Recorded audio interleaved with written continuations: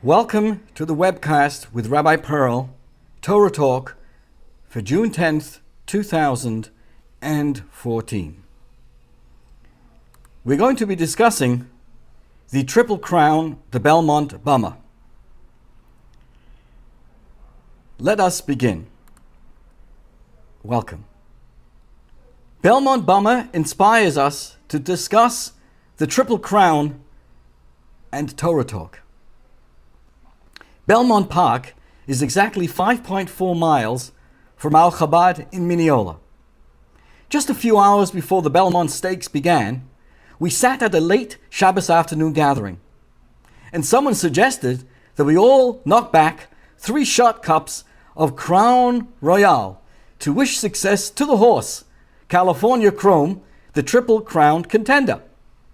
So while the 3 l'chaims added to our Shabbos spirit, no pun intended, we all know that the California Chrome became the latest Triple Crown contender to actually fall victim to the Belmont Stakes in the test of champions that proved just too much for her, even though the horse had passed through the Kentucky Derby and the Preakness winner.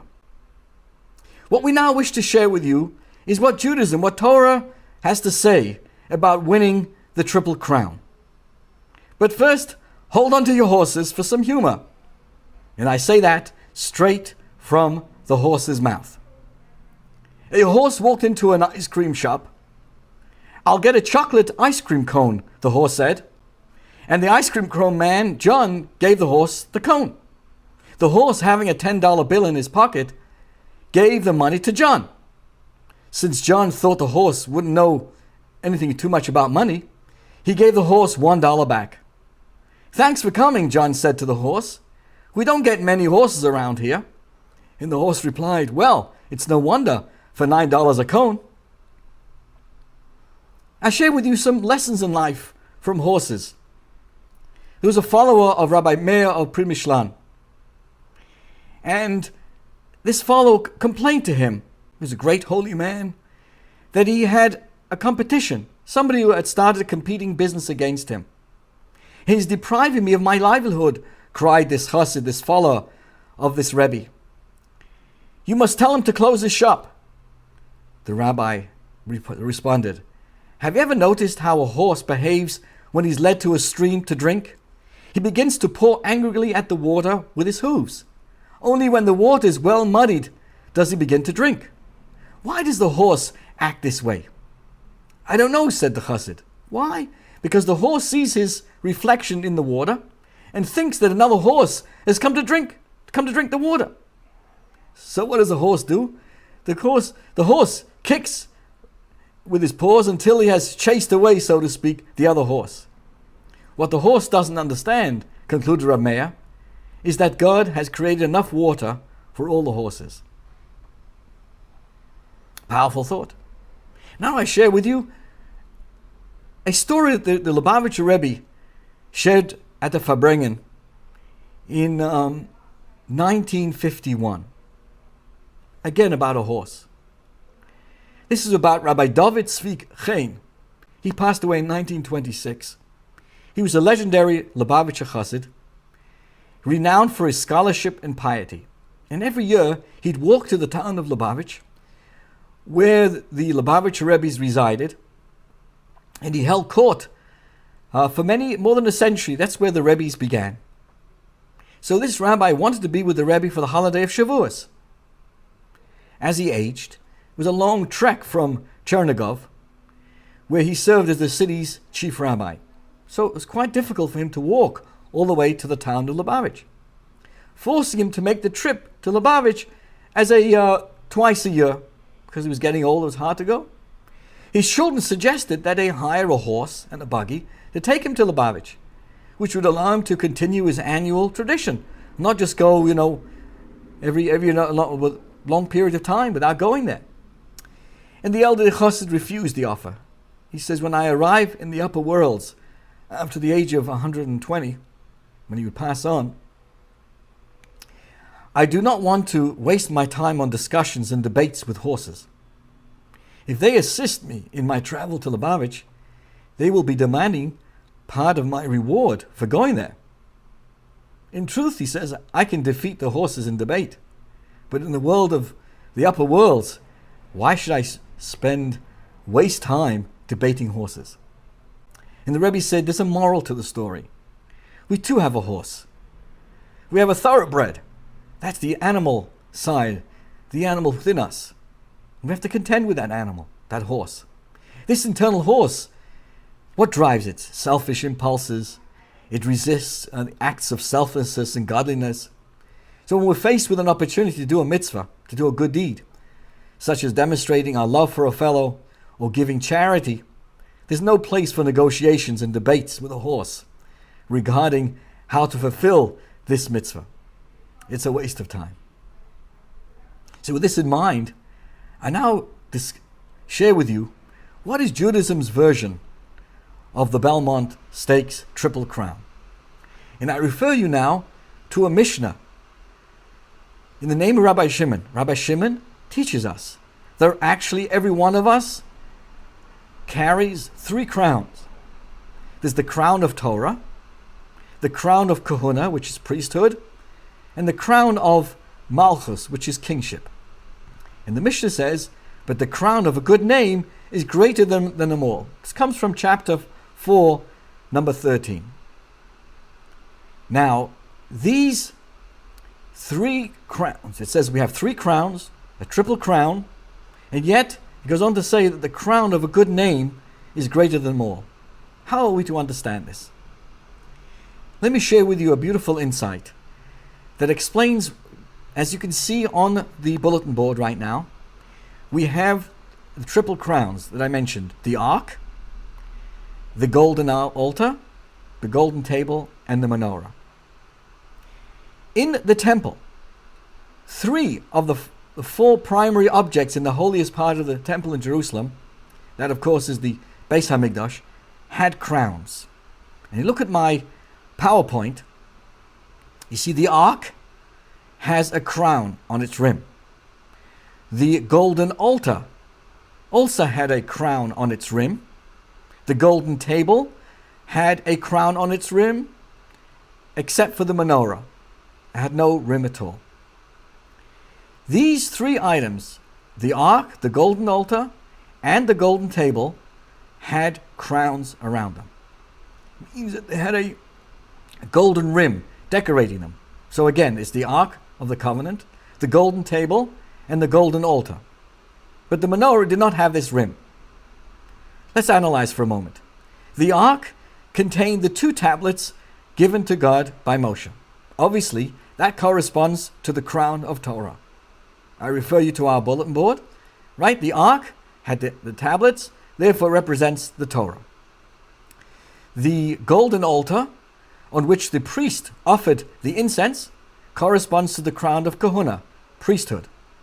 Then we had the golden table, on which the special bread was placed. That corresponds to the crown of royalty, Malchus. And the Medrash explains to us that the menorah, which had no crown, that corresponds to the crown of a good name.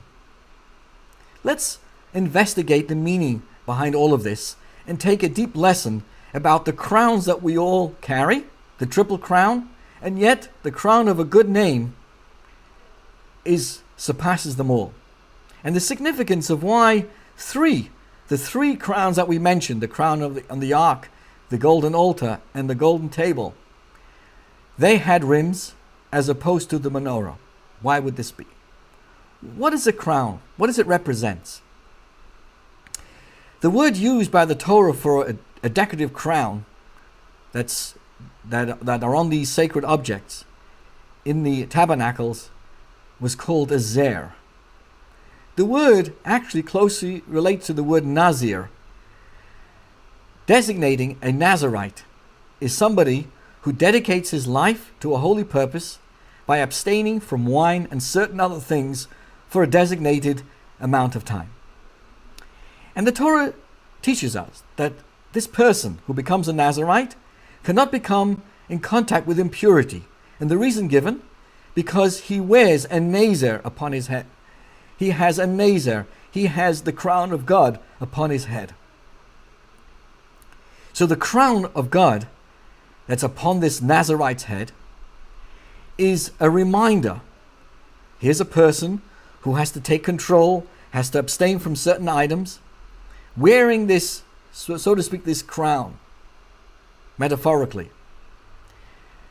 But on a deeper sense, all of us know that the crown that we all carry is to be able to know, to be able to protect ourselves, to be able to not focus on our earthly side, but to be a king, to wear a crown in our life, to be in charge of, to be forward thinking, to be thinking out of the box. And just like a king wears a crown, and that crown reminds us and reminds the king of the royalty that the person has on their head and how they should conduct ourselves, so too this crown symbolizes raising oneself above the usual desires of what we often think of in humanity. And to wear the crown means to enter into a more holier and more spiritual realm. Now, just as the crown sits on the king's head, above the whole person, so too we all are reminding ourselves we also have a triple crown, a spiritual crown that we all wear that sets us above the norms of the physical world. Just as the king wearing the crown has to act accordingly, so too we all carry a crown reminding us of who we are. So let's now analyze the three vessels that actually had rims around them, these crowns. So again, looking at the protection on the completely all the way to the right, you have the ark representing Torah. Each of these three vessels representing Torah, royalty, and priesthood indicate that these three items and what they deeply mean in terms of Torah study, in terms of priesthood, and in terms of kingship require a rim, require a crown, require a protection against areas that the person may go into that he shouldn't be. It indicates there's a need to rise above certain potential harmful elements that each concept has. Let's deal with Torah study. Torah study clearly is essential to our life, but also carries the possibility of arrogance. Person thinks he knows everything. Indeed, excellence at Torah study can result in a false feeling of being superior than somebody else. So obviously, person who studies Torah is a learned person must wear that crown, a reminder that he's actually learning God's Torah, God's wisdom. And the more he knows, the more responsible he has is to share it, not to have a false feeling of superiority over anybody else who may not be so learned. The king must obviously be careful not to overrate himself. The king himself must wear a crown to remind himself that he has a position of leadership and with humility. And not that he can overrate himself and lord it over, the subjects and push people around to be a dictator. For he automatically is showered with honor and respect, and therefore he himself must wear that crown. He shouldn't be overrating himself and who he is. And then the extra restrictions that are applicable to a king testify, in this case, to wearing a crown.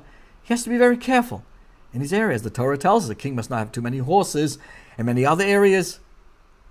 Similarly, the Kohen, the priest, he commands a position of great respect in the community, whose atonement, Torah study, and many other factors depend on this priest, and certainly a high priest. This position can be very easily abused to take advantage of others.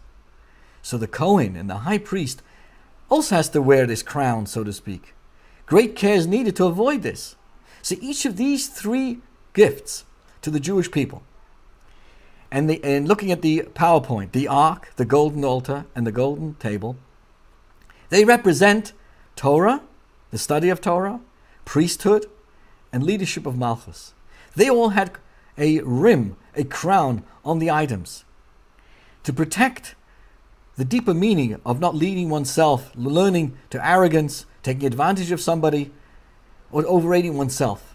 So each of these three gifts, Torah, Malchus, and Kahuna, need special attention to ensure that they're only used for holy rather than self-seeking purposes. And those are the crowns that we find on the ark, the table, the golden table, and the altar. And they represent this constant need. But here's the amazing concept. The menorah was also in that area in the temple, which represents the good name. As the Rabbi Shimon tells us, the crown of a good name surpasses them all. That is represented in the menorah. That has no rim. Why is that? Because the brightly burning lamps of the menorah that shines forth in the temple with the glow of godly light, you know what that is, dear friends? That represents our soul, our neshama. There's no potential to be associated with anything except holiness. The neshama is perfect, is good. Therefore, the menorah that represents the soul, along with all the other vessels in the temple, had no golden rim. So, my friends, perhaps in Belmont, the Belmont Stakes, the animal didn't make it, the horse didn't make it. But our sages tell us, if we carry our Torah learning properly and our kahuna, our priesthood in terms of service to people around us and carefulness, and of course the idea of royalty, of leadership that we all have, in the proper manner, taking the proper approach to it, we will earn ourselves that good name to be able to connect ourselves to the soul and of course the world as well. I want to thank you so much for joining us and wishing you all the best. Sei gesund, and wishing you, thank you.